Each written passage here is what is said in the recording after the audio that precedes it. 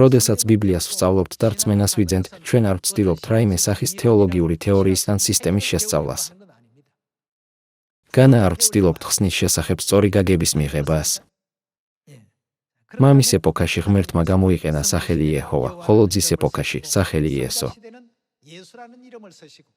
სულიწმინდის ეპოქაში ის ამ დედამიწაზე ახალი სახელით, ქრისტიან სამხონგით მოვიდა. რა უნდა მეამყაროს მან? ნაცინასწარმეტყველებია, რომ ის სიონს აღაშენებს. ეს აუცილებლად უნდა აღსრულდეს. რადგან დაწერილია, ღმერთი დაარსებს სიონს, სიონი აუცილებლად დაარსდება. მოდით, განვიხილოთ სიონის დაარსების შესახებ წინასწარმეტყველება მიქას მეოთხე თავის პირველი მუხლის მიხედვით. უკანასკნელ დღეებში იქნება, რომ მთების თავში დამყარდება უფლის სახლის მთა, გორაკებზე მაღლა აღიმართება და მისკენ დაიწყებენ დენას ხალხები.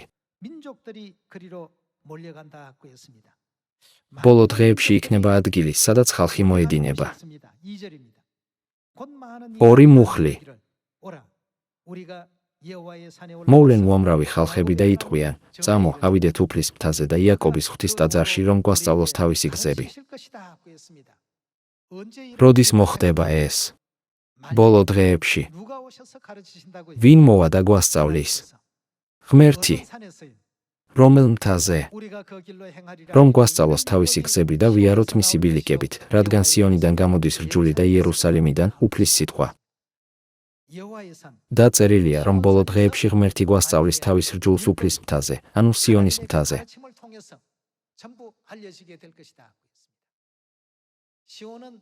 სიონი სულიერი ადგილია, რომელიც დღესასწაულების მეშვეობით დაარსდა.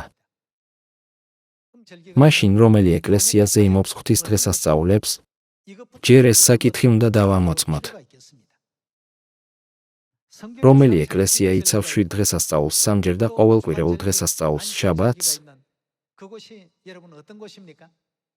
ეს არის ღვთის ეკლესია, მსოფლიო მისიის საზოგადოება. მთელ მსოფლიოში უამრავი ცრუ ქრისტე და ცრუ წინასწარმეტყველი ჩნდება, მაგრამ ის, რაც ღმერთმა ბიბლიაში იწინასწარმეტყველა, არასდროს არ ჩაიშლება. არის ვინმე, ვინც დაარსა სიონი შაბათითა და პასექით? თუ ის ღმერთია, რა უნდა ქნას? მას სიონი უნდა დაარსოს.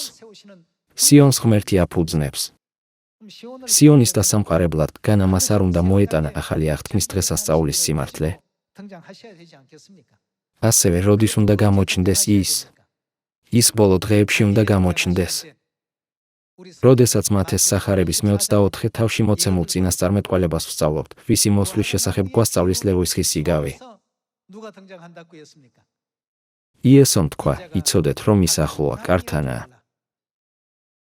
1948 წელს სახარების კარი უნდა გაიხსნას და ამ დროს წინასწარმეტყველების თანახმად ქრისტეს, რომელიც მეორედ უნდა მოვიდეს, 30 წლის უნდა იყოს. ამისათვის როდის უნდა მოვიდეს ის ამ დედამიწაზე? თუ ის 1948 წელს 30 წლის უნდა გახდეს, ესე იგი ის 1918 წელს უნდა იყოს დაბადებული. ჩვენ ყურადღებით უნდა შევისწავლოთ ყველა ეს წინასწარმეტყველება სათითაოდ. ვინ არის ის, ვინც გვასწავლა ახალი აღთქმის პასექის ჭეშმარიტება?